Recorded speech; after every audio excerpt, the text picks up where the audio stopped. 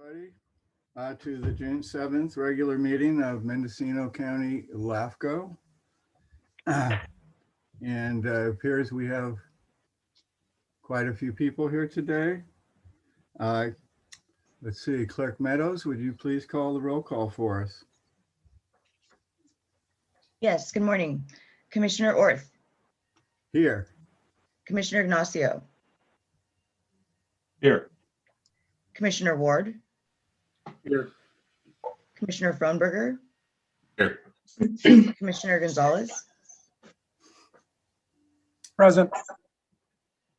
Commissioner McGorty. Here. Commissioner Mulhern. Here. Commissioner Vazani. Here. Commissioner Winkle. Here. Commissioner Haschak. Thank you. And other staff members present include Executive Officer Hinman, Analyst Larkin Filer, and our legal counsel, Mr. Scott Brown. Thank you so much. There is clearly a quorum here today. I'll go into the ironclad COVID-19 pandemic emergency disclosure. Our meeting today is being held remotely by video and teleconference. Public viewing is via live stream video link, which is available at the county's YouTube channel. The link is noted on our agenda and on our website. All commissioners and staff are participating remotely through Zoom, which will be allowed after the June 15th opening of California. The Brown Act is being extended, the exemption for these type of meetings. We ask that all participants be on mute when not speaking. We've established procedures for public input by email and teleconference with directions noted on the top of the agenda. Any public calling in, wishing to speak during public comment periods will be placed in a virtual waiting room, which we're deferring today, and called upon in turn. To help us accurately record today's meeting and actions, the following points of orders will be followed. Commissioners making motions are asked to state their name for the record. Staff will be asked if any public comment has been received during each item. All written email comments to be read into the record during the meeting, which are less than 500 words in length. All written comments will be posted on our website under the agenda following the meeting. All call-in participants will be allowed to enter the meeting, asked to state their name for the record, and offered the opportunity to address the commission for up to 3 minutes with some leeway depending on the matter at hand. All actions requiring a vote will be conducted by roll call. Thank you for listening through that disclosure. And with that, we'll move directly to public expression. And I'll ask staff if any written comments have been received. No written comments have been received. I do see that Commissioner Roden has a question. Yes, Commissioner Roden. Thank you. I didn't hear my name called at roll call, so I'm here. Oh, I apologize for That's that. You will know. Yes, thank you. Making it. Hi, we all see you. Thank you for being here today. Are there any members of the public here today on this meeting that wish to speak at this time? Just indicate. All right, seeing none, we'll move on to our consent agenda. Today, there are 4 items on the consent agenda. Does any commissioner wish to separate out any item on our consent agenda today prior to the motion to approve? Chair Orth, I'd like to pull 3A, B, C, and D. A, B, C, and D. All 4. Okay, then we'll go to the first one, which is the approval of the May 3rd, 2021 regular meeting summary. And I'll open for discussion. Commissioner Ward. Yeah, thank you, Chair Orth. On page 7, correction under roll call, about a quarter of the way down. It says that Glenn McGorty was present, and after my name, they had the 903. I think it's just a repeat of what was originally done. And then later down on the, later down there, it says Commissioner McGordy rejoined the meeting at 10:55. So I don't think he was present at the time we opened up the roll call again. And I wanted to also bring up on page 10, under 6D, which is a new item, it says Mr. Williams noted that the second Tuesday of the month is typically when various local and statewide public agencies meet.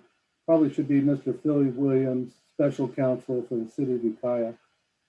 We know who Mr. Williams is on that particular deal. It's also the same under the five active proposals, number 4, excuse me. Mr. Williams again, it should be special counsel for the city of Ukiah. And I believe that's all I have, Mr. Chair. Okay, so the changes will be on Glenn. Just a second, please, if I Yes, may. go ahead, Chair, please. I was Go there ahead, for the Glenn. entire meeting. Mr. Ward's incorrect in assuming that I wasn't present. No, this is after the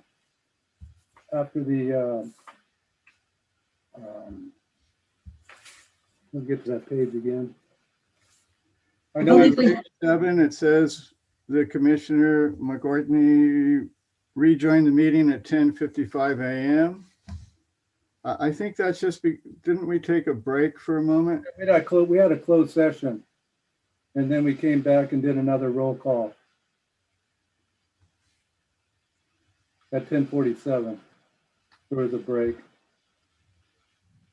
So no, I agree, Glenn. You were there the whole meeting. It's just that when we came back from that, you weren't present until a little bit later. So either because it says later that you joined the meeting at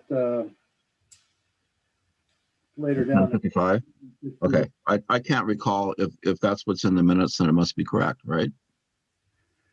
Yeah, you were actually just a couple of minutes after we restarted. So I think that's what it's accounting for. Okay. Any further discussion on the requested changes? The other change being to change the reference to the Ukiah Special Counsel in the title to further indicate his relationship to the city. Any discussion on that? Chair Orth, that the minutes were well done again. I look at a lot of other agenda or minutes from other meetings, and they're not as detailed as ours. And I really appreciate our staff, what they do, putting these minutes together. And any changes from other commissioners to the meeting minutes? Thereby, Jerry, you're done with that. So why don't we move on to 3B? You also had questions in 3B. So we'll start with you, Commissioner Ward. Thank you. First of all, I'd like to say that under your basic services, you're billing for $20,000, and you described what your basic services were. You said you reviewed and responded to the City of Ukiah CEQA document referred to the proposed Western Hills agreement. That's under basic services. Wouldn't that be a cost under the application, or if there hasn't been an application, have you noted that to be an expense when they do have an application? Thank you for the question, Commissioner Ward. That is correct. There's no application on file yet, so we do not have an agreement to pay for services on that one. This one was an agency referral for the city's CEQA process for part of their project processing. And so we spent a considerable amount of time reviewing that and providing comments to the city, both at the initial project referral and on the CEQA document as well. And then we have been noting the time spent on that and tracking that. Okay, thank you. I appreciate that. Also, there's a negative for the City of Ukiah detachment. Are we expecting some funds from the city to bring that into a positive? Yes, that all occurred in the with our legal counsel our invoice from the legal counsel. So we will be doing an accounting through the end of May and providing that to the city. Okay, and then lastly, I understand the 24.3 hours from our council that exceeded the monthly averages. In reviewing those hours, most of it is due to the MOU for the city of Ukiah. I know it's a technicality, but shouldn't that be against the work plan? I mean, that's all against that particular work plan, rather than be in legal services.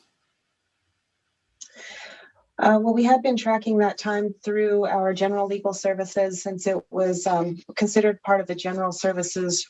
Contract reviews and agreement reviews are typically considered part of general services. I'd be happy to talk that through with you further, though, if you have a different opinion on that. Yeah, we just we earmarked $12,500 for the work plan for the city of Ukiah, and heck, half of that is our legal fees. So it just doesn't excuse the work plan costs a little bit by keeping it in legal reserves, even though it was a work plan issue. That's all I had for item 3D. Okay, Jerry, 3B. Any other commissioners have any questions on 3B, which is the financial report and claims? Okay, seeing none, we'll move on to 3C, which is ratification of corrected meeting minutes, January 4th, 2021. And again, Jerry, you requested this. Yeah, thank you. I just wanted to know the purpose of it. We're actually doing another resolution later in the meeting that basically increases it again. Is it really necessary to do this one correction? And I can speak to that. Go ahead, Emma. So when we prepared the budget amendment for today's meeting, we went back and looked at the meeting minutes and noticed that there was it was incorrectly captured in the motion.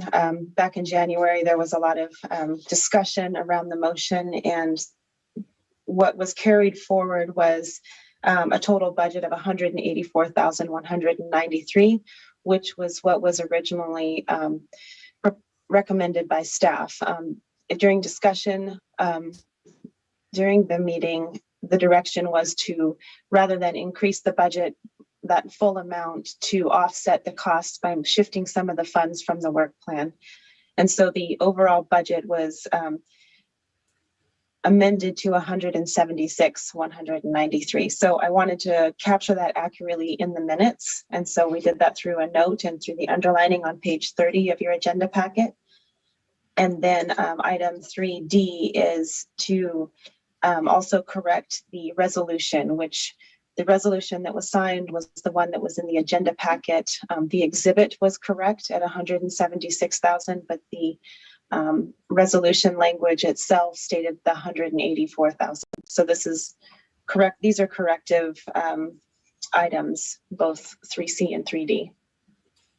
May I make another comment, Chair? Yes.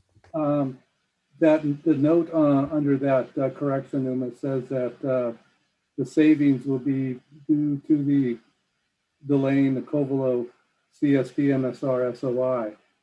But reading the minutes, you felt that you're going to have the Covelo CSD administrative draft ready for the end of May.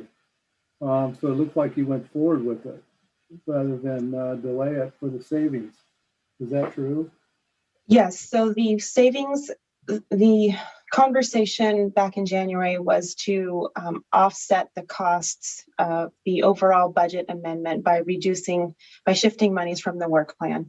And so Covelo CSD was discussed because the city of Ukiah and the Ukiah Valley Sanitation District and the Fire District all were with the intent to move those ones forward. Because there has been such delay on those three items, we went ahead and moved forward with the Covelo CSD, and we are still well below that amount on the account, on the work plan account. So the overall savings is still there, but we did want to continue to make progress on the work plan, so made that change. Okay, thank you for that. Appreciate it.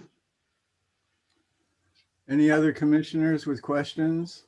on 3C and or 3, I imagine we've moved into 3D as well. Is that correct, Jerry? 3D was related. I just wanted to have it. It was related to 3C.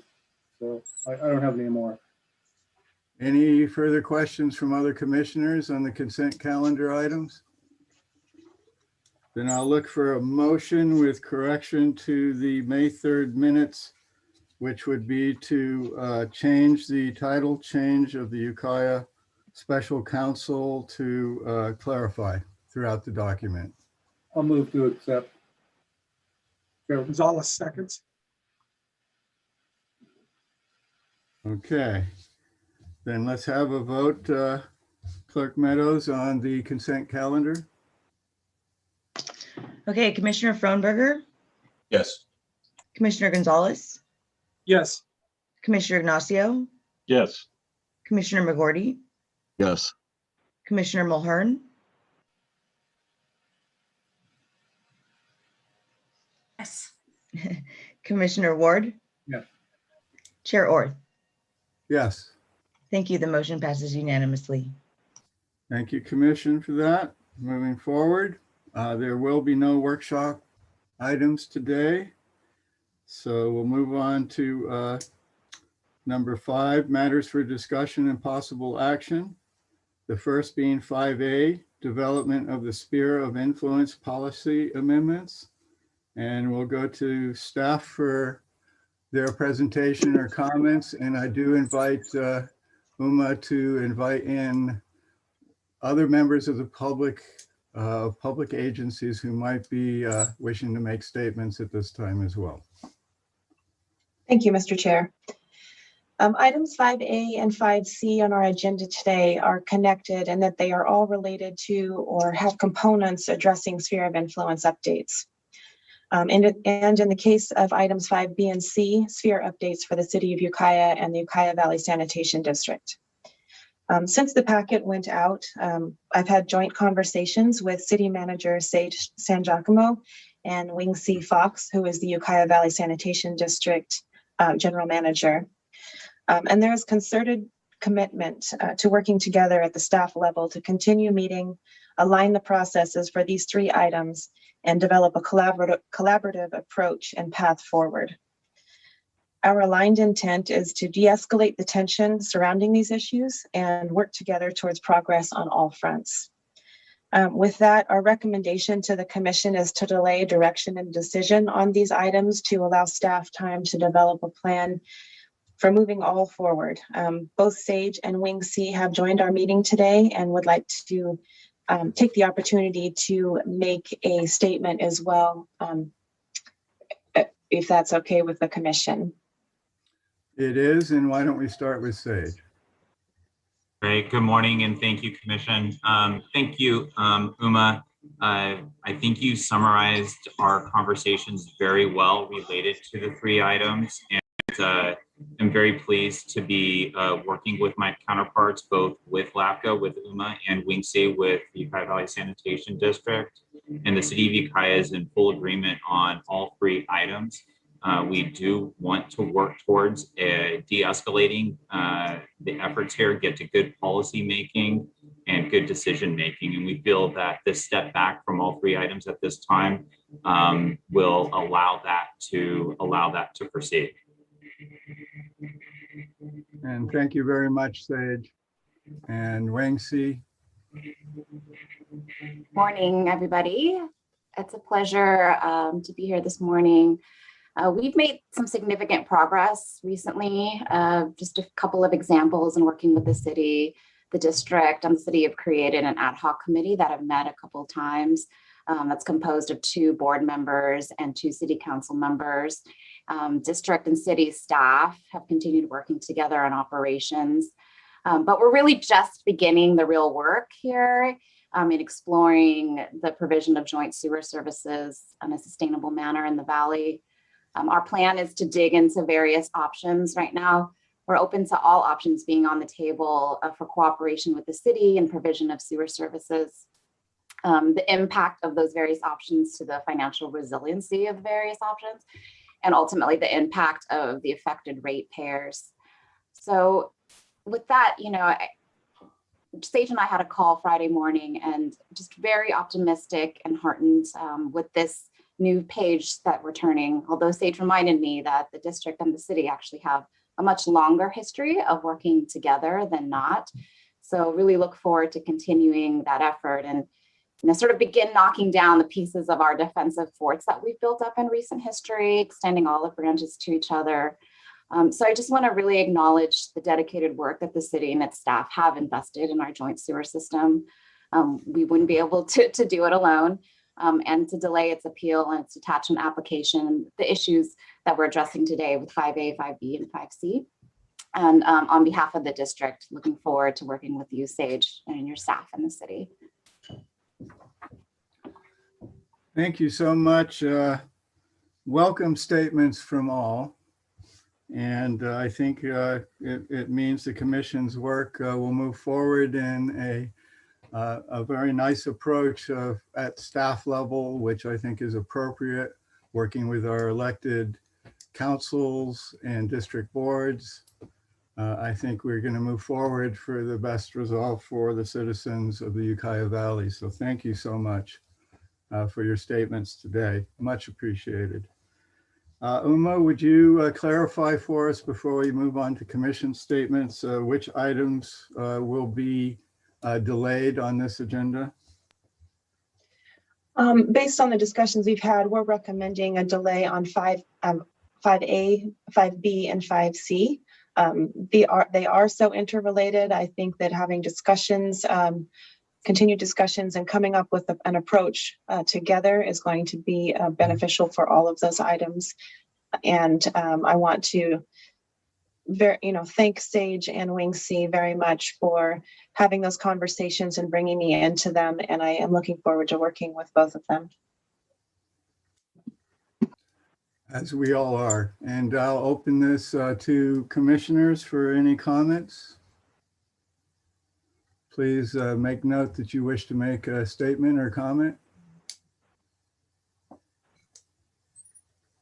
Ignacio here. Not seeing any other commissioners take the opportunity to comment on this. I think we all agree with the parties that have presented so far. So I'd move to adopt staff's recommendation to delay 5A, 5B, and 5C. Motion made. Is there a second? Like, And Jerry Gonzalez, Commissioner Gonzalez has seconded. And Mo, you have your hand up. Go ahead, please. Seconding. I do appreciate both city manager and executive director Wing Fox to come and speak to the commission and to continue the process of working together before we move forward. So thank you. Thank you for that. Is there any other comments? Please raise your hands. Okay, we have a motion and a second. He's got his hand up. Yes. Yeah, Yes, so, Glenn, please, sorry, Commissioner. sure. So Commissioner Glenn McGorty, I'm really pleased at this development, and I hope that we can reach a resolution that's going to be acceptable for everybody, because this is important that we function and move things forward, and this is more in the spirit of what I like to see. Thank you.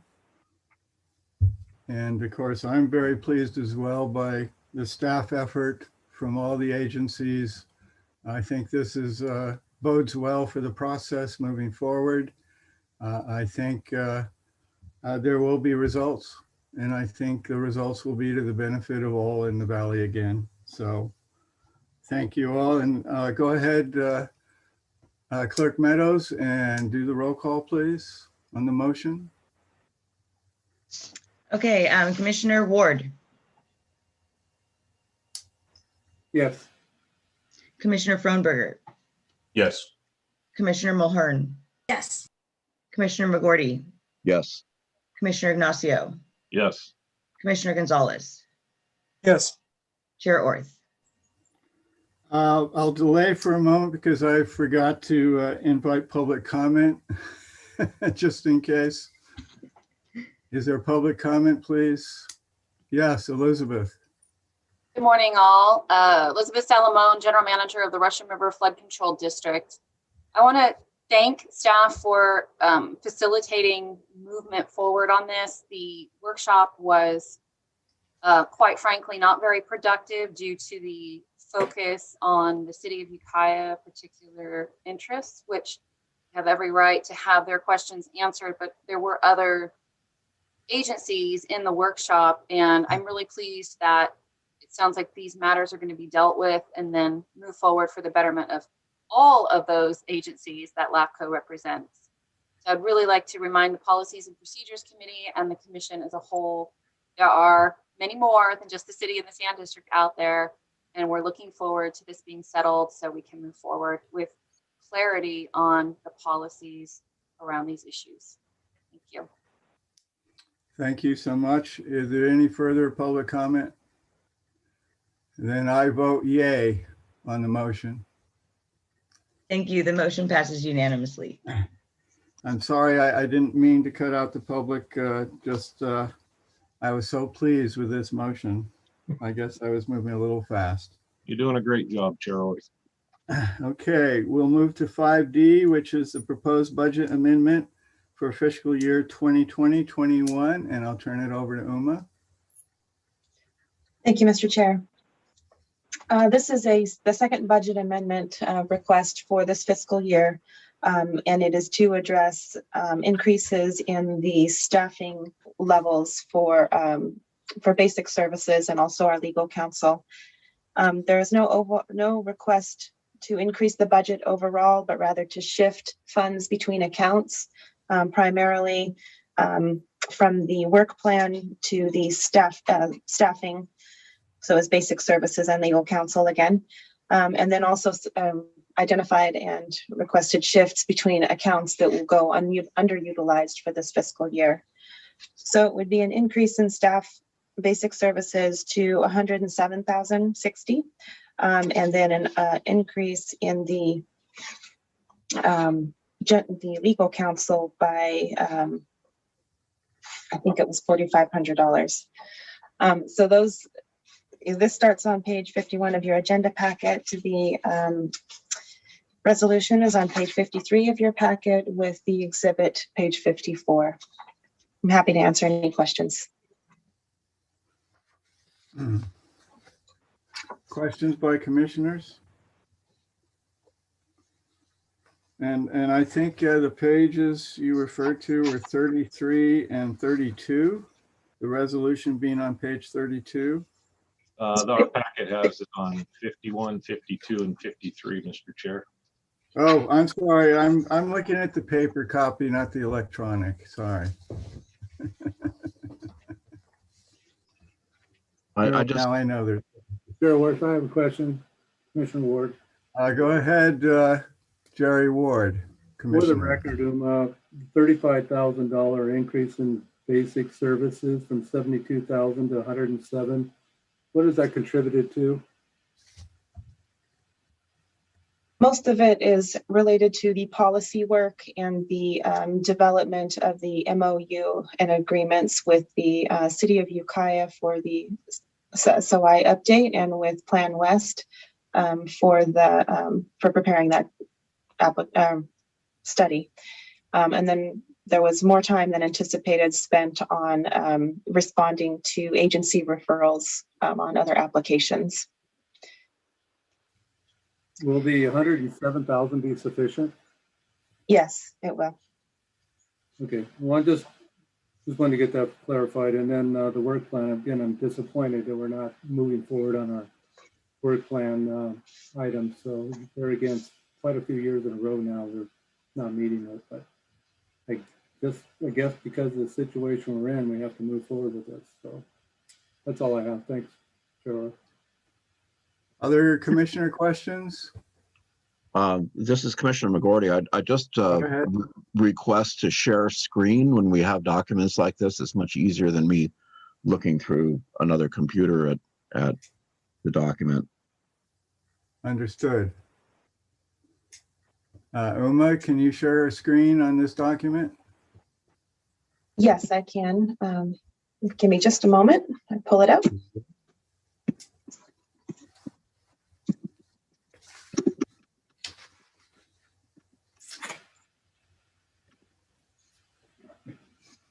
While she's doing that, further questions from commissioners? Any questions from public?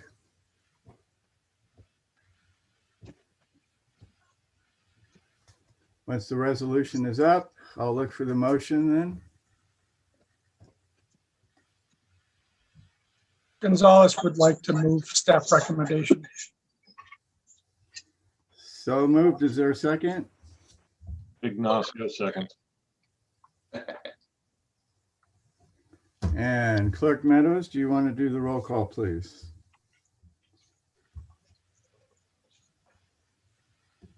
Yes. Commissioner Ward, Yes. Commissioner Mulhern, Yes. Commissioner Gonzalez, Yes. Commissioner Frohnberger, Yes. Commissioner Ignacio, Yes. Commissioner McGorty, Yes. Chair Orth. Yes. Thank you. The motion passes unanimously. Thank you so much, commissioners. Elizabeth, you have a comment? Yes, thank you. Regarding item 5, would it be possible for staff just to summarize what the next steps are so that I really understand with the postponement what that looks like? Yes, Uma? This is related to 5A through C? Correct. Yes. Sure. So Thanks. we'll, Sage, Wing C, and I will be meeting to come up with a plan to move that forward, and we'll be discussing that in the next couple of weeks, and then we can report back to the commission at our next meeting on July 12th. May I ask a further question, Chair? Yes. Thank you. So would this then go back to the Policies and Procedures Committee, Uma, or will it come back fully to the commission? We'll provide a report to the full commission, but we'll also be working with Commissioner Mulhern and the Policies and Procedures Committee to develop the next steps in the outreach efforts and what that will look like as far as taking a different look maybe at the policy, at the proposed policies. Great, thank you. And I just wanted to tell the commission that the LAFCO staff has been very good about communication with the LAFCO constituents, agencies, and providing information and the agendas, et cetera, for the Policies and Procedures Committees. And I greatly appreciate that. I would also like to note we do have a standing ad hoc committee to be able to work with staff on the Ukiah Valley issues as they roll out. And I want to remind staff of that creation for that purpose. Jerry Wingsey has her hand up. Or not Jerry, Tony. Yes, please go ahead, Ms. Fox. Thank you, Chairman Orth. Beth, I really appreciate your comments. And, you know, I think that just from the Sand District's perspective, since I can only speak for the Sand District, we have been sort of somewhat narrowly focused on kind of building up our defensive forts. And I think as it relates to 5A, I think it does help for us to step back and take a look at all the implications from a different lens. So I know it may feel like it's delaying some of these items. We're taking some steps back, but I think in my opinion, we've been charging forward again with sort of a very narrow focus and goals in mind. And now that, you know, we have a little bit of room in the spirit of cooperation to take a look at these from a more cooperative lens, I think that we'll ultimately get to, you know, results that we want and quicker. So I do appreciate the delay, not meaning that we're not going to, at least from the district's perspective, still work hard and work towards making progress. Thank you so much, Sage. Yeah, absolutely echoing Wingsey's comments that, you know, in discussing this with Uma, recognizing that the focus of both the city and the district, you know, has been relatively narrowed focus. That's not the best policy setting method to consider long-term policies that all agencies that report to LAFCO are subject to, and really getting to good policies that can stand the test of time that all of our agencies will, you know, eventually in all likelihood be subject to as we move through MSR and SOI processes. So I will say in our discussion with UMA on Friday that the absolute intent is to continue to coordinate agency-wide engagement with all the agencies, and that in all likelihood, those would, best be conducted in workshop style formats where all agencies can be participating with limited work on LAFCO staff part to get, people's input separately or individually through an engagement process. And so I think to Ms. Solomon's point that yes, there's more agencies other than the city of Ukiah and UBSD. We recognize that and want to set policy that is good for LAFCO and whole. And back to you, Elizabeth. Now, you guys, look at that. See what happens when we drop all the theatrics and the defensiveness. We get this great cooperation, and we're really going to move forward. So thank you, Sage. Please call me Beth, by the way, and Wingsy and everyone. This is a win. I'm really excited about this. Thank you all. It's been a long 3 months, and we need some wins. Thank you so much for all three comments. And again, for the commission to be able to see that there is a mode of cooperation that has broken out in the Ukiah Valley to the benefit of the commission's work in moving this forward for all the participants in as even-handed way as we possibly can. And thank you so much for those comments and for staff working together. I think this is a benefit to the public at all levels. So thank you. And is there any wrap-up comments by any commissioners on this, since we are delaying these three items? All right, then we'll move on to our public hearing items. And that is 6A, the final budget and work program for fiscal year 2021-22. I'll turn it over to Uma. Thank you, Mr. Chair. And I do have a PowerPoint, so I'm going to go ahead and share that.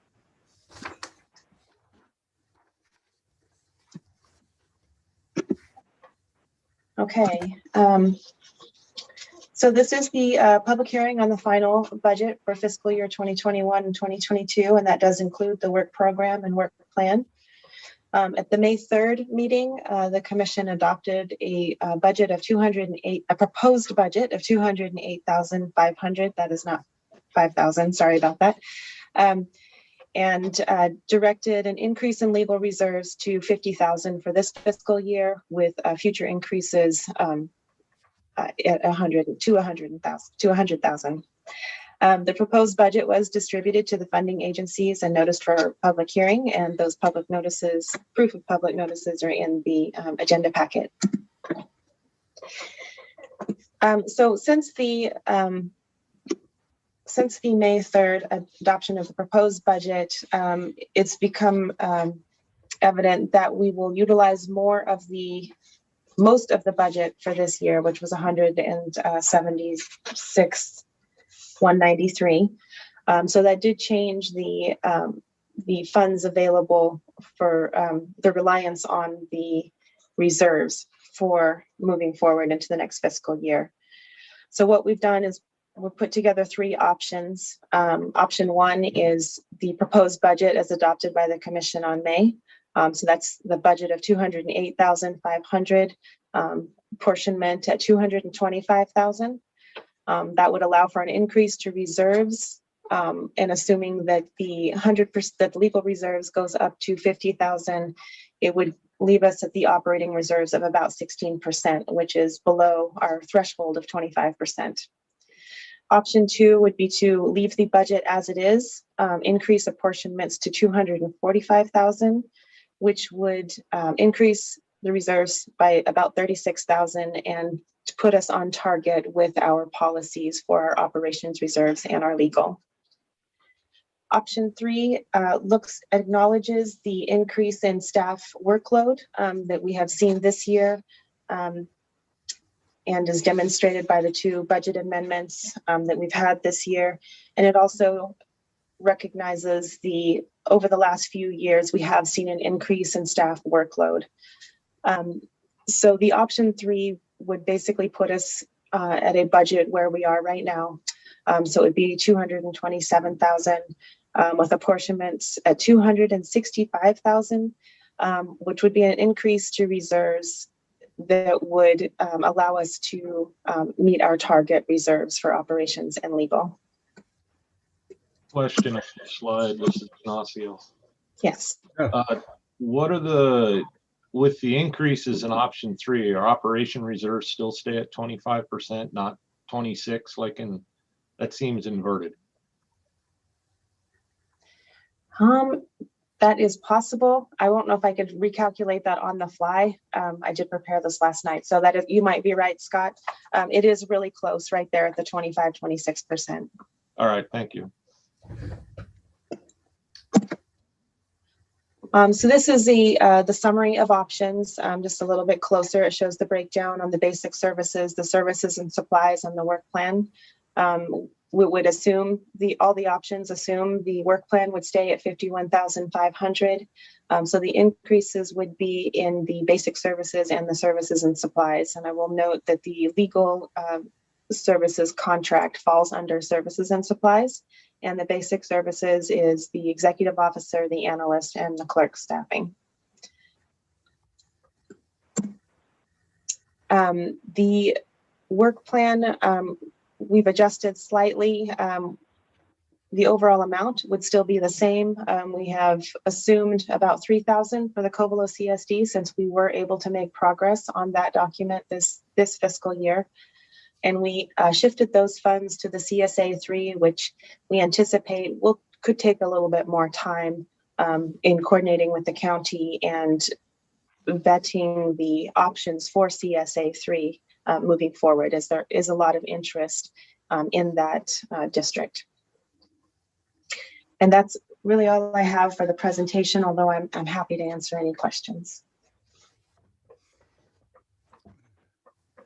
Okay, I need the large screen to see anyone asking to speak. Sure. Commissioners, there we go. Questions? Yes, Mari. Thanks. Please go ahead. When does the contract with legal get renewed? What cycle is that on? The contract continues indefinitely until there is a request for review from either the commission or legal counsel. Further questions? I have a question. Yes, Jerry. Mr. Ward. Looking at the funds in our account, Uma, we're going to have to take money out of reserves this month. So we're not going to end up with a positive. I think you estimated we'd be about 25,000 taken out of reserves. I think that we'll need about 22,000 to take out of reserves. We had, with the adoption of the budgets for the current fiscal year, we had assumed needing approximately 25,000. I think we will be slightly under that. So moving forward with your slide, then you're not going to end up with a $16,000 increase in reserves with the May 3rd budget that we adopted or might move forward on. So wouldn't we be still in the hole? It will be, the revenues would exceed our expenditures by about $16,000, which we would deposit back into our reserves account to start building them back up. Yeah, but we would still be below our target thresholds of the policy. Okay, other commissioners? Any questions? Okay, I'm not seeing any. So I will open the public comment period in the public hearing at 9:45 and ask staff, do we have any public wishing to comment in the waiting room? There is no one in the waiting room and we have received no written comment. Okay. That being said, then I'm getting an echo. I'm not sure if someone's trying to speak. I'll wait a moment. Okay, seeing none, then we will close the public hearing at 9:46. And I'll go back to the commission for any comments. And then I'll ask for a motion from the commissioners. Who wishes to make a motion selecting option 1, 2, or 3? Commissioner Gonzalez. You know, I would like to move option 3 only because I keep seeing us kicking the can in the time I've been on LAFCO, and I would just like to see what it would be like to try and get some stuff done on time. And as we watch our costs, I know that we are constantly looking at our what we're spending, but it seems like we rob Peter to pay Paul. It seems like towards the end of the year, and I know some of it's COVID and other reasons why we can't get some stuff done, but I kind of want to see what it would look like if we are fully funded. So that's my motion, option 3. Let's see if there's a second. Commissioner McGorty, I would second that. Okay, we have a motion and a second, and we'll go to discussion. So discussion, commissioners. I will have a comment after other commissioners speak. Any commissioners wish to speak to the motion? Commissioner Ward would like to make a comment. Yes, Commissioner Ward.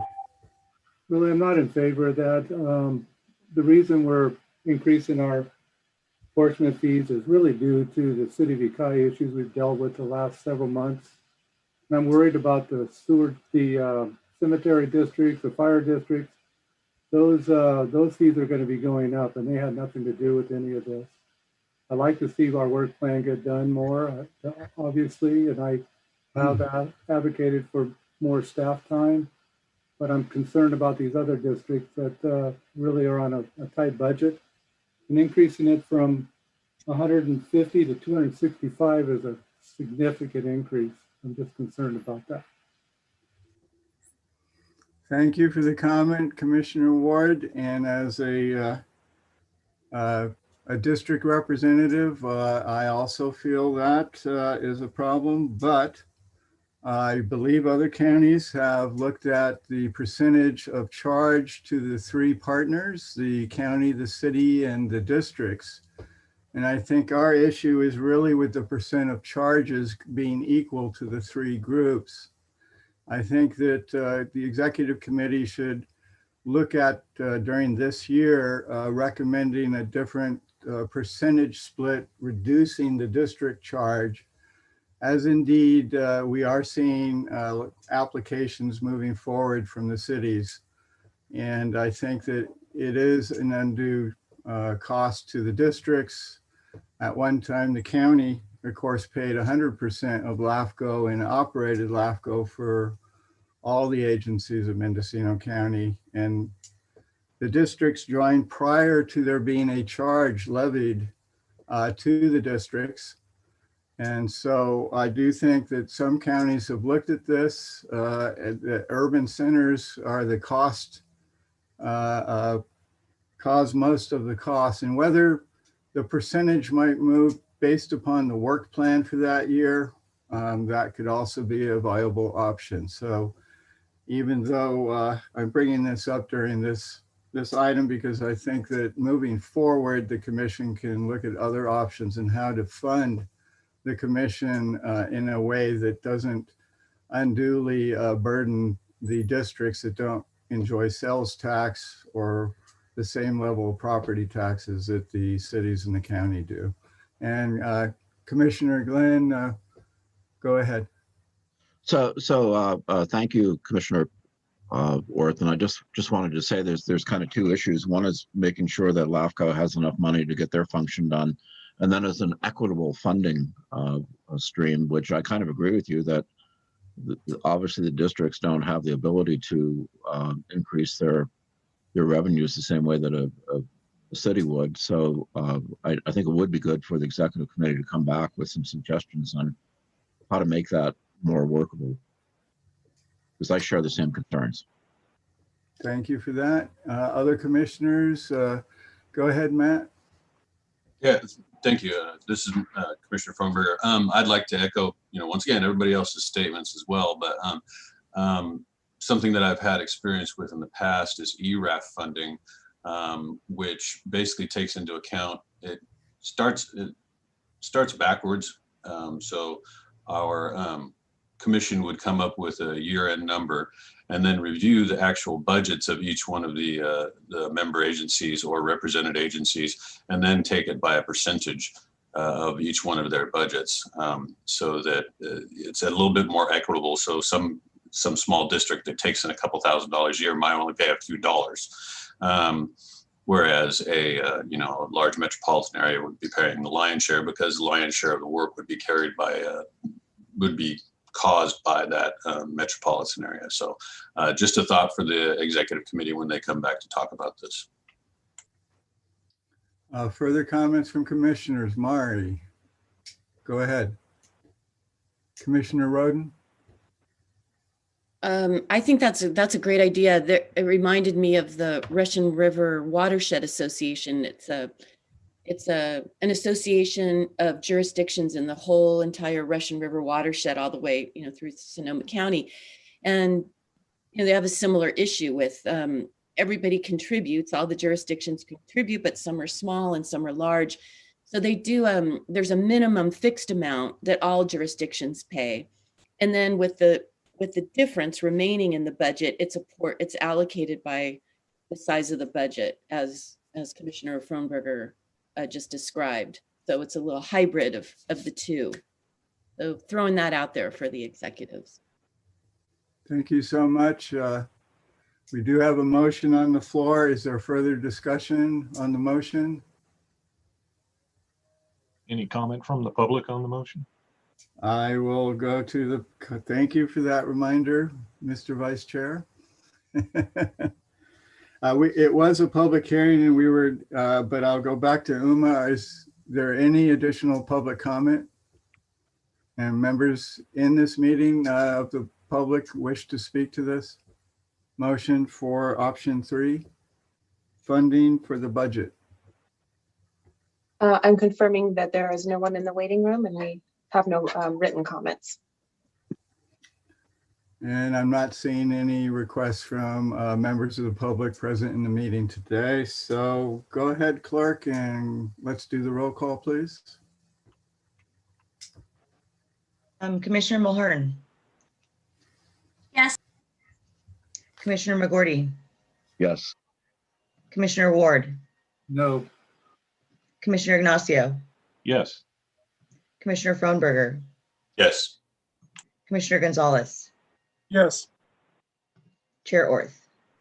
Yes. So the motion passes. Thank you, Commission, and thank you, staff. We have another year to look forward to. Okay, and thank you for that discussion all. I think it will be valuable moving forward.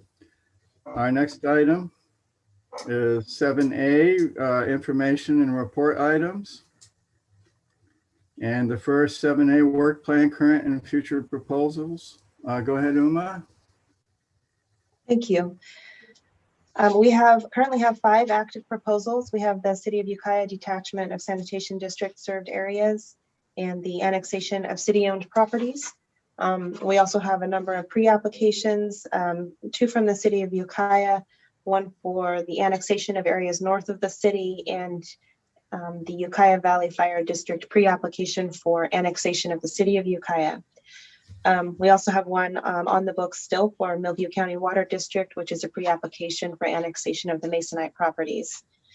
Just to summarize, we are continuing to work with the city and look forward to working closer with them on the applications they have submitted to date.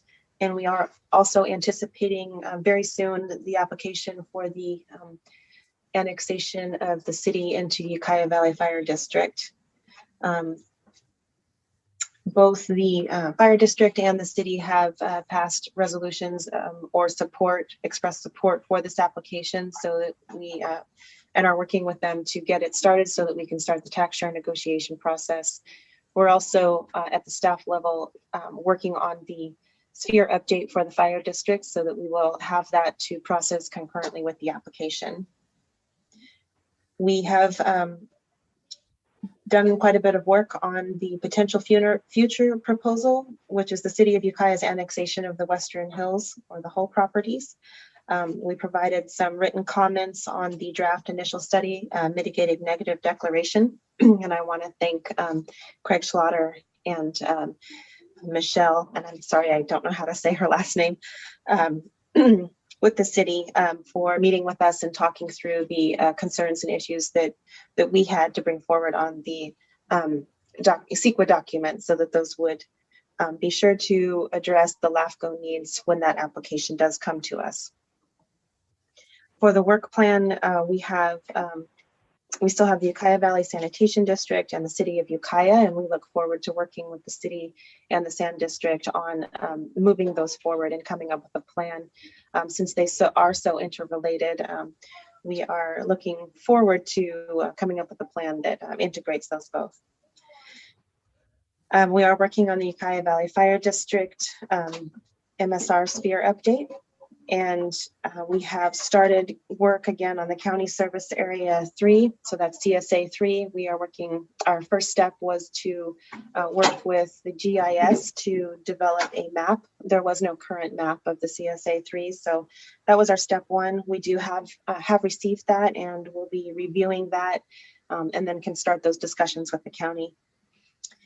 Because we had delays in all of our other work plan tasks for this fiscal year, we did move forward on the Covelo CSD MSR sphere update. We just received comments back from the district on the administrative draft, so we'll be putting in a little bit of work this month to get that to the public draft form, and we hope to have a public workshop at the July 12th meeting. That is all I have for this item, unless there are questions. Okay, I open it to the commissioners. Mr. Ignacio, go ahead. I'm pretty sure it's just a typo on 73 of 120 there under the applications. The very last item there, it says the commission continued the item to today 5D. Is that supposed to say 5A, or is there a reason why it's 5D? No, you're correct. That is an error. Thank you. Thanks. That's all I have. Good report. Nice catch. Okay, commissioners, any questions on the work plan? Commissioner Ward has a question. Commissioner Ward, go ahead. Uma, first of all, let me look at my notes again. The SOI for the city of Ukiah, the Millview County Water District pre-application, will that affect it? I mean, is there going to be issues with that? Well, at this point, that is an area of interest for a number of agencies. So through the sphere update process with the city and the sanitation district, we'll be looking at the service provision in that area. We understood that the water district was almost ready to submit an application. However, we haven't heard anything in the last couple of months. There is the potential for competing applications in that area, but as we've discussed at past meetings, the sphere update is really the best place for that discussion so that the commission gets a broad overview of that area and the areas around the city and the provision of services. Okay, thank you. And then the Ukiah Fire Department MSR SOI, will we need to look at the application for annexation before we get into their SOI MSR? That's a great question. We're trying to get the MSR portion of it done in advance, so that our intent is to process the two concurrently. We are waiting for the plan for services for that application, which will greatly inform the MSR and sphere update. So that will come before the commission as a package is what we anticipate. And third, I've had a couple of people within the district asking about the pre-application for the Ukiah Valley annexation of the city of Ukiah. When do you think that'll hit our agenda? That was the fire district application. Yeah. I anticipate that in the next week or two. Sage could probably speak to that more clearly than I'm not quite sure yet. But they have adopted their resolution of application, and I think that they are what we had offered was a kind of a two-step process where they give us the majority of the application so that we can get the tax share negotiation process started, and then they can submit the rest of it for a complete application and continued processing with LAFCO. We are hopeful that the December 1st is a deadline for the State Board of Equalization, which would that would be very tight schedule, but we're hopeful and I think tentatively shooting for that, provided we can get the application in soon. So you think by December we'll be on our agenda to discuss it then? It would have to be on the agenda in early fall in order for us to get all of the steps completed for the Board of Equalization. What about the tax sharing agreement? Does that have to be approved too? It will, and which is why we had agreed to do take in an incomplete application at first in order to get that process started. But Commissioner/Supervisor Mulhern has started an ad hoc committee with the Board of Supervisors. So, and I understand that the city is working with her, and hopefully they will be able to move that through smoothly. Jerry, let's go ahead to Sage to answer some of your questions, please. Yeah, thank you. And I appreciate the questions, and I appreciate LAFCO staff, UMA's diligence in working with the city of Ukiah and the Ukiah Valley Fire District on this item. It's an extremely important item for not just the city of Ukiah and the fire district, which serves the Ukiah Valley, but really all of inland Mendocino County and perhaps even all of Mendocino County. I want to note just briefly that the tax sharing agreement between the city, the county, and the district related to this item is not the same type of, it's not as complex as the tax sharing agreement for annexations from the city into the unincorporated area, and that LAFCO has processed and the county has the county staff have processed tax sharing agreements related to this over on the coast in a very timely way when there's changes in reorganization. So we envision that process with the county going very smoothly and not being complex. We also have two agencies in the district and the city that have, as noted by UMA, have already passed their resolutions to bring forward the application to LAFCO. And in speaking with our team here, we anticipate having paperwork into LAFCO within the next 2 weeks or so. So we do have a very tight window to be able to get this through. And LAFCO staff is working with our staff to ensure that we're able to get it before the LAFCO board for consideration. I would be remiss if I didn't take the opportunity just to describe the importance of getting that through. Currently, between the city and the district's joint operation within the Ukiah Valley, the city of Ukiah has had to front funds each year to the tune of about $500,000 to sustain those types of fire services and EMS services within the area. And if we're not successful in this endeavor, it runs the risk of collapsing fire and EMS services through all inland Mendocino County. If we succeed or continue to succeed in this partnership, we will bolster both fire and EMS services in inland Mendocino County, which of course is, I don't have to, I think, convince any of you, just a really, really important step to go through. So we do look forward to bringing this before LAFCO in a timely way and hopefully being able to get your support of that application. Thank you. And as an ex-fireman, I would say I'm sure LAFCO is looking at a Code 3 response on this matter because of the timeliness issues. So thank you for that. And I'm sure it will be moving forward to this commission on a quick pace. So I think it's very necessary. Comments from commissioners?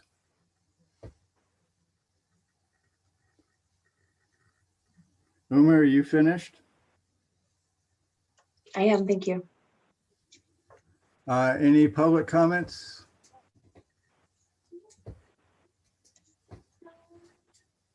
Do we have any public comments? Any other speakers? No one has registered to speak or is in the waiting room. Okay, then we'll move forward to 7B, Countywide Planning Activities Report, and I'll turn it over to Uma Hinman. Thank you. I would like to invite Beth, Russian River Flood Control District General Manager, to speak to the flood conditions. Not flood, I'm sorry. That would be nice. The drought so conditions. What? Wishful thinking, sorry. No worries. The only floods in my district will have to, they've already done our work on that, which was the building of the Coyote Dam. Now, who knew we'd have to be fighting droughts so much? Yeah, so hi everybody. As you know, Beth from Flood Control District. Our full title is actually Russian River Flood Control and Water Conservation Improvement District. Yes, Matt, you're mouthing along and getting it correct. It's a long title on name tags. It takes like 3 name tags to cover it at conferences. So this year we are really learning about that second part of our name. What I'd like to do today is first just take any questions. I think many of you have heard me and many others speak on this topic. There's been a lot of coverage in the press, etc. So rather than go back and cover things you already know, how about we start with any questions you might have, focusing particularly on the Russian River watershed, water supply, drought conditions, etc. I guess I'll start to get the ball rolling, and that is the health code, I believe, is 50 gallons per person in a household for domestic water supply. And as people's wells fail outside of a service area, how do we provide water within the Russian River area zone to those people running out of domestic water supply who aren't part of the district or utility supply? Great question, Tony. Thank you. The State Water Resources Control Board staff that I've been working with, they are identifying the number this year as 55 gallons per person per day. And the State Water Board staff, the Department of Drinking Water, the DWR, and the Water Rights, the Department of Water Rights, and the County of Mendocino are all working on this. So the County of Mendocino Board of Supervisors established a drought ad hoc. Our own Glenn McGordy is on that ad hoc, as well as Supervisor Hashcheck. I've been working with CEO Angelo and I believe his title is Deputy CEO, Steve Dunnicliffe, and let's see who else. Is it Darcy? So many meetings. Anyway, a lot of county staff, and we've been meeting with various water supply managers in the county towards developing the kind of reconvening the drought working group from the previous drought and building that up a little, refunding the Mendocino County Water Agency. And in that effort, that task force effort, these issues will be covered, Tony. So that is outside of my district's particular responsibilities, but we are cooperating and lending resources to this effort. And I believe, Glenn, that we have a task force meeting coming up on June 10th. Is that correct? We do. We have a task force meeting coming up on the 10th. The other significant development is that the Mendocino Water Agency, Mendocino County Water Agency, is going to be taken out of mothballs and brought into active function again. And we're in the process of hiring a project leader for that. He's a consultant coming from Regional Government Services. His name is Josh Metz, and we're hoping to approve his contract on our board meeting on the 8th. Question for you, Glenn. Sure. Have you in reactivating the water agency, looking at also thereby activating the water power through Service Area 3, which covers the unincorporated zones within Mendocino County? Yes, that's an important part of it because we're activating the agency to deal with the drought crisis. And one of the things that's interesting, I was just going over some of the provisions and the Russian River curtailments, which is that it allows, even if you have a curtailed water right like mine is going to be, I could still continue to have water used to keep my trees from dying, and also make deliveries to neighbors if they're out of water. So the state's trying to be as flexible as they can for health and human safety. So I think we'll have adequate water supplies for people whose wells go dry. I don't think we're going to have trouble sourcing them, at least in the Russian River Basin.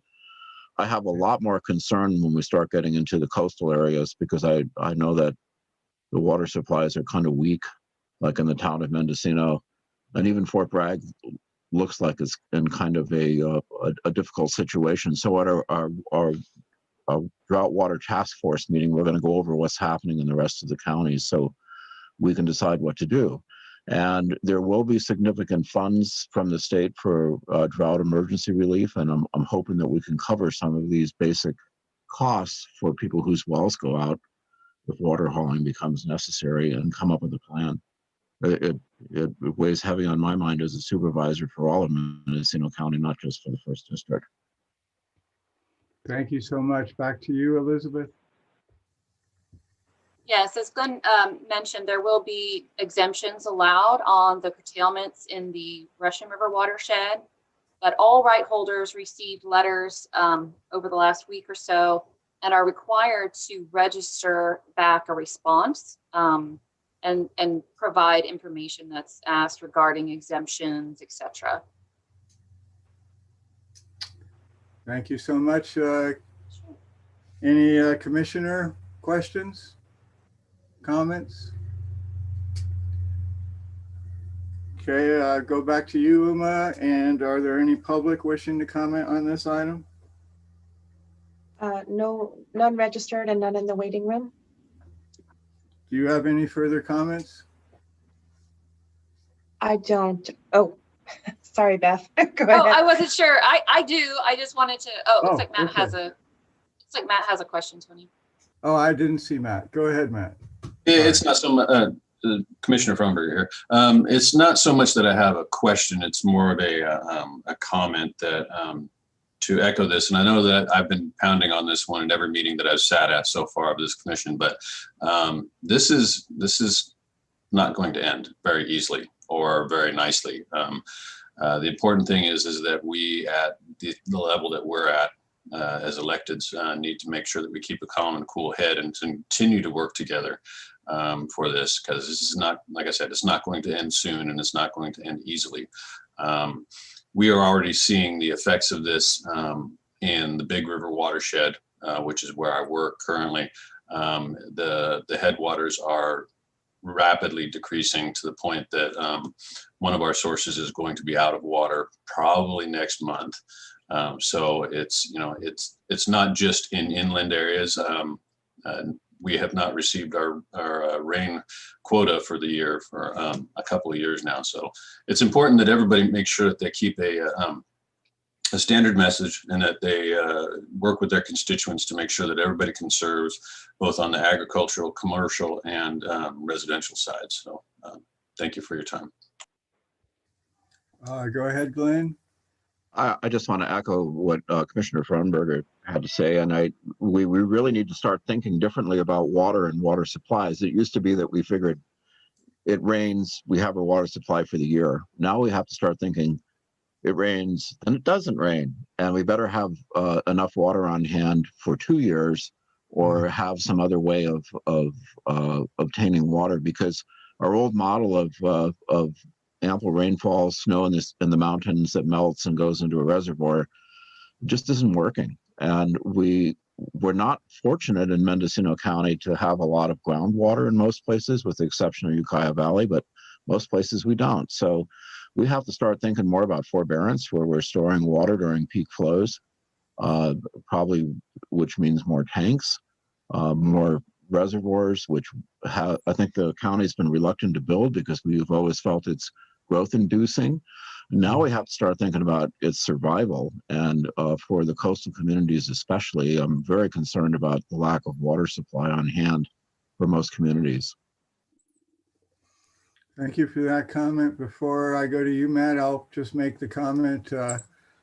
I think recycling the water through our waste facilities is going to be an extremely important component of this, as the state is looking to fund those processes, because it is a way to reuse our water resources, especially under limited conditions. And I think it's an opportunity over this next 5 to 10 year period for us to bring additional water resources back into our communities. With that, I'll go to you, Matt. Yeah, thank you. To dovetail into Mr. McGordy's statements, groundwater is a good stopgap position. The problem is that it's not a long-term position. Everywhere from Redding to Fresno has found that out. Everywhere from Temecula to San Diego has also found that out. Groundwater does not sustain for long periods of time, does not replenish in a single season or a decade. It takes hundreds of years to actually become groundwater, because it has to move through basically what's called an impervious layer to become actual groundwater. Otherwise, it's underflow, as defined by the state of California, and that's changing what it is. So, to echo in his words, yes, off-stream, off-river flow, we need to capture water before it just runs into the ocean. If that means everybody has a rain barrel, well, that's what it means. If it means putting up a few reservoirs, dams, ugly tanks, we're going to have to do that, because he is correct. We have the infrastructure for the amount of people that we have here. We just don't have the water to fill the infrastructure every year and on a consistent basis. So, thank you. Does the term water banking, is that what they're referring to when we speak about water banking? That's correct. Water banking can be done in several different ways. It can be done with direct injection. It can be done through seepage, or through infiltration, the flooding of lowlands during high water, to increase the amount of water that actually goes into the ground, even if it is just into the upper layers, because that water takes a longer time to actually run back off to the ocean. And it helps continue the river flows and the creek flows longer into the dry months. So that water banking, yeah, that's all those things are actually part of water banking, including reservoirs and tanks. And Commissioner Ignacio, do you have any comments on Point Arena's private water supply? Is that holding up? Currently, it is holding up. The operator is unavailable due to medical reasons. I took time to go out and look at the headwater source this last weekend. It's still flowing, but it's remarkably reduced from previous years. So right now, it's a topic that the city's looking at, and I'm listening to you guys is a big help of trying to come up with ideas and resources to mitigate the issue. Thank you. Thank you for the, Elizabeth, go ahead for a closing statement. Well, I just wanted to actually cover a couple of things. I started with questions to see where we were, and this was a great start. Sure. What I would like to say is in the Ukiah Valley, Redwood Valley area, the Russian River watershed here in the county, the Groundwater Sustainability Agency was formed in response to state requirements, and we are very close to finalizing our groundwater sustainability plan. In fact, I spent most of the weekend reading through the draft, and this is going to address a lot of the discussion, the issues that both Glenn and Matt brought up for this area. And things like water banking, flood mar, which is recharging the groundwater, off-stream storage, conservation, all of these things. And we put these projects in the plan in the hopes that we will have external funding from our area that will come in for these capital projects. They might not directly relate to those who use groundwater, for example. It might not, it's not just to their benefit. Any groundwater offset can, anyway, I'm getting too detailed. I get very excited about it. But there is work on that. There are some great people putting this all together, and it's a very collaborative effort. One of the other things that's a huge impact in this region is the Potter Valley Project. And I believe you all know that this is a diversion of water from the Eel River into the East Fork Russian River that then comes into Lake Mendocino and further down the main stem. We all have heard about the relicensing efforts, and that's a sort of longer term effort. Right now, what is happening is, due to a threatened lawsuit to PG&E, against PG&E, all of the variants of releases from Lake Pillsbury, meaning, anything, they obviously have to let less out, right? They need to save some water in there and conserve. But instead of equally distributing that reduction, the entire reduction has been placed on the East Branch Russian River. What this equates to is approximately 5,000 acre feet less of water coming into Lake Mendocino than was expected. This is a huge impact.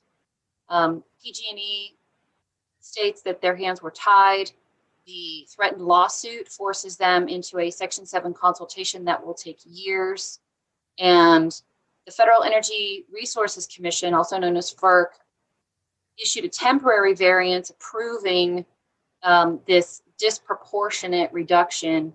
And Friday, and they allowed for a public comment period, and Friday was the last day. And many of us did comment on that and let FERC know what the impacts are of that decision. Not really clear what kind of wiggle room there is. We will soon see. Unfortunately, the same entity that threatened the lawsuit filed a comment and suggested that further reductions to the East Fork Russian River would be needed throughout the season. So already this reduction will cut off the East Fork into Lake Mendocino. Again, that reduction is about 5,000 acre feet. And if there's further reduction, that will leave Potter Valley high and dry. And it's not just their agricultural community, but the way they distribute their water to their agricultural customers. It also they believe it recharges their domestic water supply wells. So Potter Valley is going to be in a world of hurt, just as Redwood Valley already is. So in light of all of this, the State Water Resources Control Board has issued notices of water unavailability, meaning all right holders from a certain priority date onwards are now restricted from diverting water from the system. And the few senior right holders that are still allowed will be further restricted if the State Water Board passes emergency regulations, which are in front of them June 15th and would likely be implemented around July 1st, I believe. And those regulations are based on the storage level of Lake Mendocino. So when it gets to a certain level, they can implement those regulations. And that can all be found on the State Water Board site. They posted their agenda and their materials this weekend, or if you have a hard time finding it, just email me and I can forward it to you. So this is a huge hit for the region, not just Mendocino County, but further south into Sonoma, but it is a huge hit. Thankfully, the Flood Control District has right to stored water in Lake Mendocino. That is part of our right. And we proactively have been working with the State Water Board and developed basically a water demand program. We have all of our diverters on very strict schedules that allow for as much stability in the flow of the Russian River as possible so that they can meet their in-stream flow requirements and not let out any more water than needs to be. Sonoma Water Agency is the operator of the Coyote Valley Dam and the reservoir, and they have filed a temporary urgency change petition with the State Water Resources Control Board. And if it's approved, that will make it, they'll be able to save additional water, essentially. The goal is to save about 20,000 acre feet in Lake Mendocino by the beginning of October. That would potentially carry through the winter if we have yet another drought year. Another concern is that we will receive, after this drought season, we will receive large atmospheric rivers when the ground is not prepared to receive them, and therefore cause destruction from heavy rains on very dry soil. We won't get the absorption that we want, etc. So basically, as has been said, we have a lot that's moving forward, and that's just here in the watershed.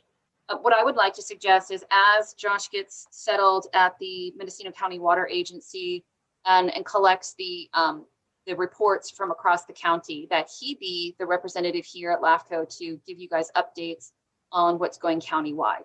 Because as much as I love telling you what's happening, it doesn't cover everywhere, and your responsibility does. So I encourage that and support that. And with that, I will take any more questions, and then that's it. Go ahead, Commissioner McCourty. So I just wanted to build on that, that LAFCO is going to play an essential part as we start to go into a new phase of water infrastructure for Mendocino County. And we should be prepared for that as an organization. And it'll be great having Josh, because we really need to have a person in county government who is focused on this. There's a lot of us who know a lot about water, including Elizabeth and Sean White and myself and Janet Pauley.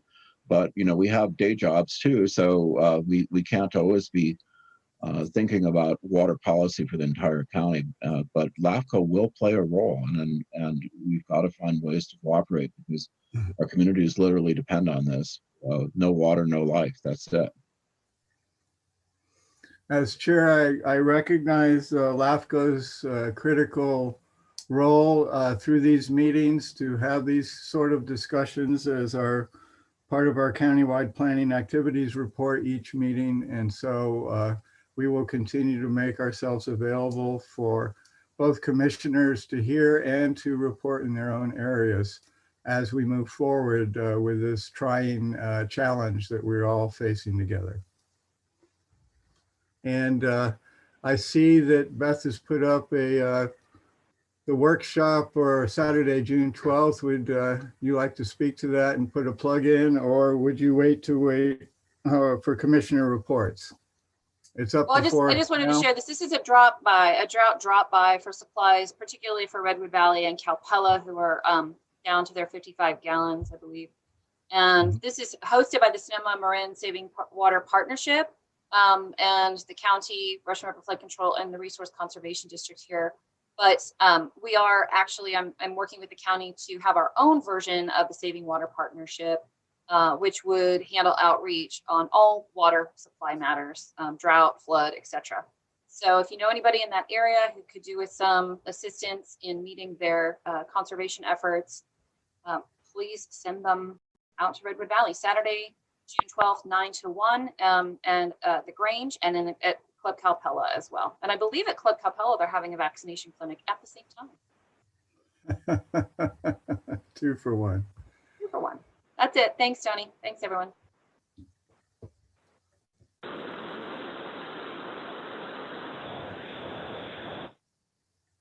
Okay, can you bring us back? Here we are. Okay, are there further comments or questions from commissioners? And Uma, are you finished on 7B?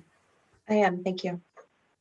Then we will move to 7C, correspondence. Do we have any correspondence to report, Uma? None to note, thank you. And then thereby we'll move to 7D, which is the EO report. I turn it over to our executive officer.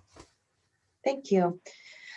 We have finally reopened the office. So the office is now staffed on Tuesdays and Friday mornings from 9 to 1. So we're open for drop-bys, or if you prefer to call, we can do that.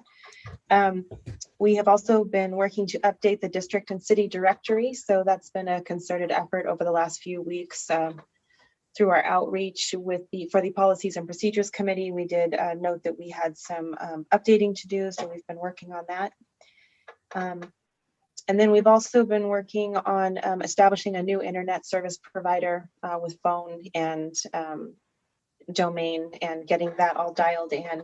For a couple of years, we've been needing to switch from Pacific Internet, which has been problematic and with spotty service. So we've finally come to finally managed to figure out the next steps, and we'll be completing that before the end of this fiscal year, so later this month. So we'll start the next fiscal year with our new service providers. And I just wanted to take the opportunity to thank the Commission for the adopted budget. I will support our staff with the resources needed to carry out the functions of the office and directives of the Commission and our state mandates. And these processes necessitate staff time to develop and approach them collaboratively and comprehensively. And both of those are very important for good planning and relationship building. So I wanted to thank the Commission for that support so that we can continue that. And that's all I have for the Executive Officer report this month. Any questions from commissioners?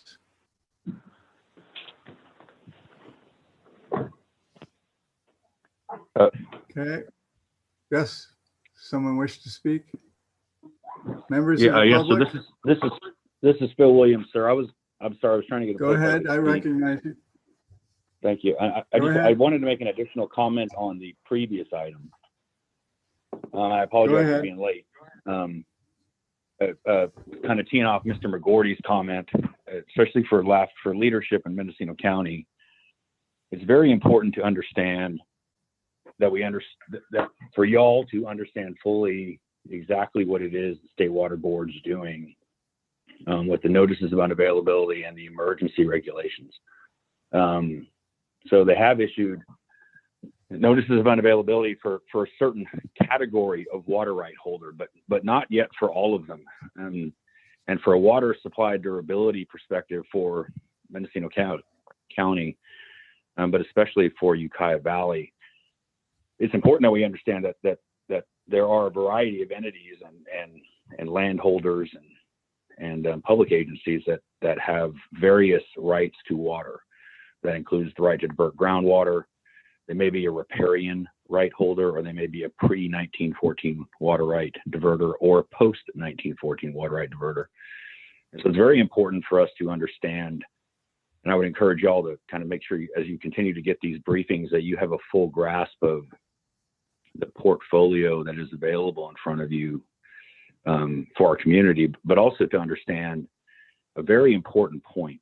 That is that while the State Water Board is going around issuing what is broadly being defined as curtailments, there are certain right holders that have not yet been notified of a possible curtailment, and that is our riparian diverters and our pre-1914 diverters.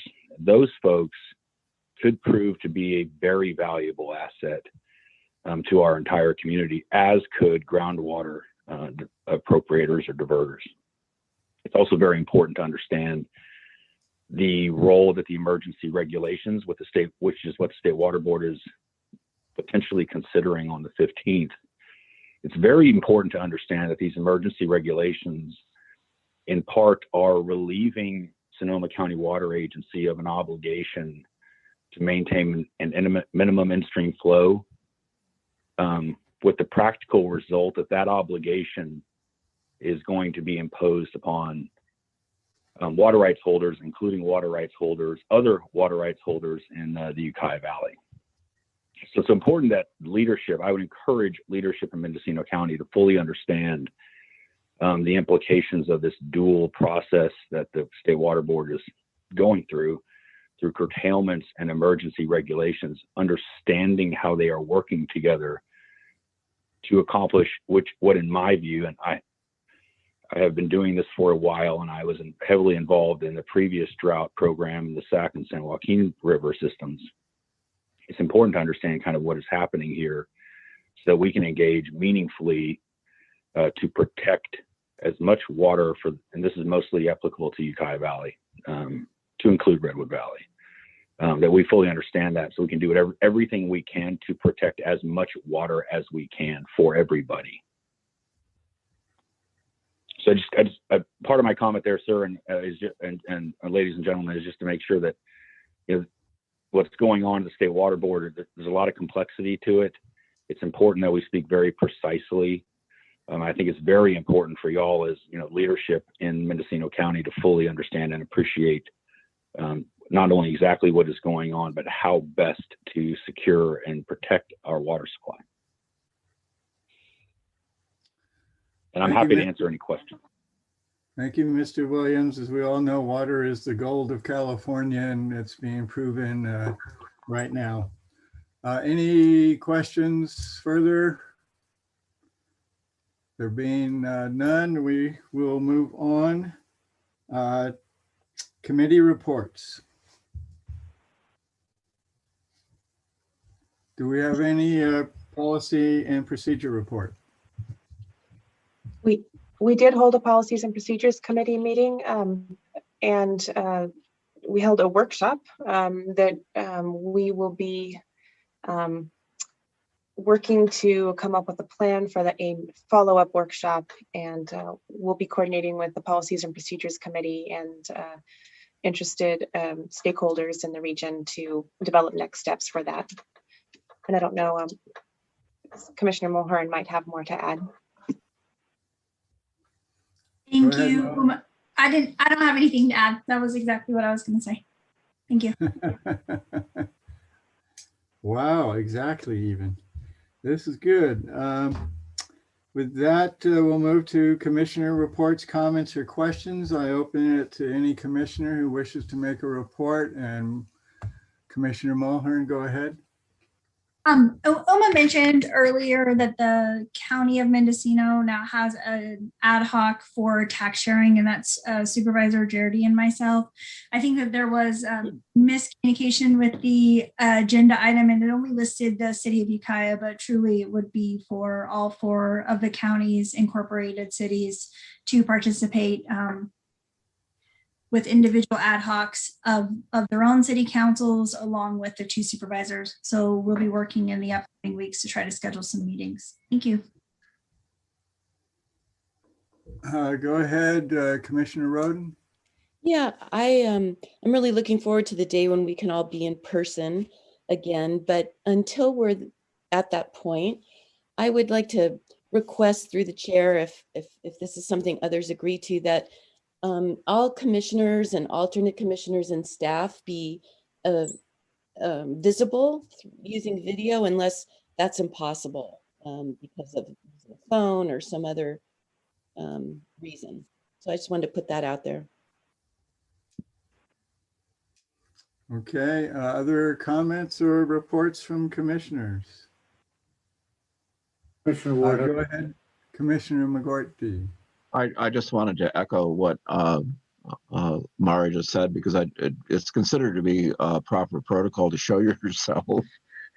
And I know sometimes you don't want to, but it makes for a better meeting when we can make face contact, even if it's via video. Well, I will make the comment that our past chair and both our supervisor members were not able to provide us with visuals. So thank you both for doing so. It's refreshing to see you, but unfortunately the technical issues are out there that sometimes people's video will cause freeze-ups because of bandwidth, and that is, even though they might be able to show a picture or such, it's not always, as you know, in this county available to all members. But where possible, we would recommend that, especially when you're speaking, to show yourselves. And if you're a commissioner and you have the ability to show yourself, please do so. And are there any other commissioners wishing to make a report? I have a question, Commissioner Ward. Yes, go ahead, Commissioner Ward. On the electronic signature, did you find out if it included our checks? I have not. Thank you for that reminder, Commissioner Ward. And I will also get in touch with you after the meeting about that and one other item about the bank.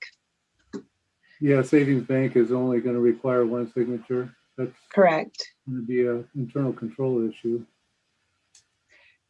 Yes, so I'd like to talk with you about that, and then we might need to come up with an alternative plan to bring forward to the commission.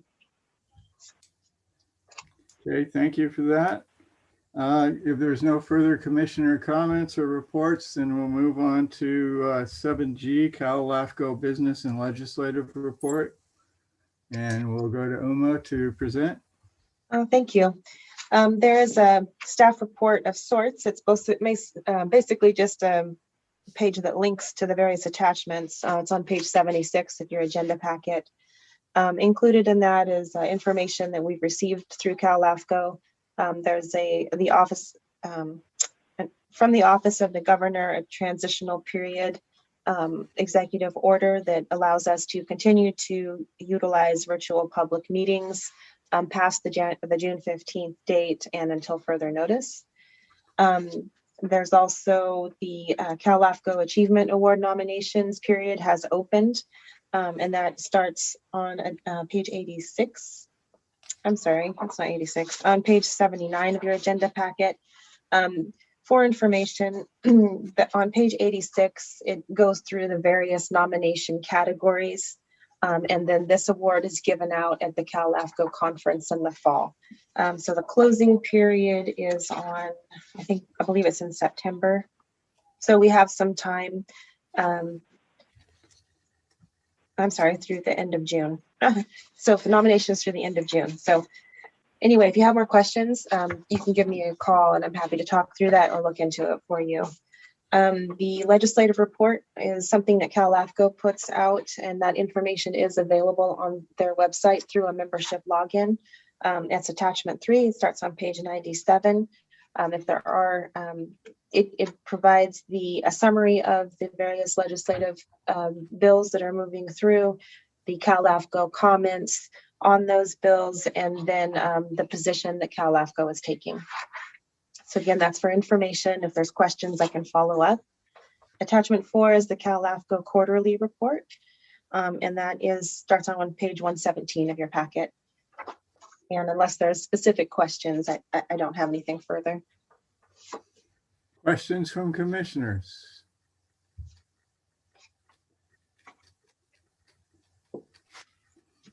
Looks like we're rounding up and finishing up here. There being no questions, I believe we're ready to adjourn. Before we adjourn, I just wanted to point out that the meeting for July is on the second Monday, so it's July 12th, and that's due to the July 4th holiday. And may we all gather and enjoy. So thank you all commissioners for the meeting today. I think there was significant progress made by the participants and the commission, and I'm glad to see us all moving forward in these trying times. And with that, I'm looking for a motion to adjourn. No second needed. I would so move. This is Commissioner McGordy. Then we are adjourned, and thank you all for attending, and enjoy the cooler weather all. Okay. Bye, Scott. Thank you. Bye, Scott. Jerry.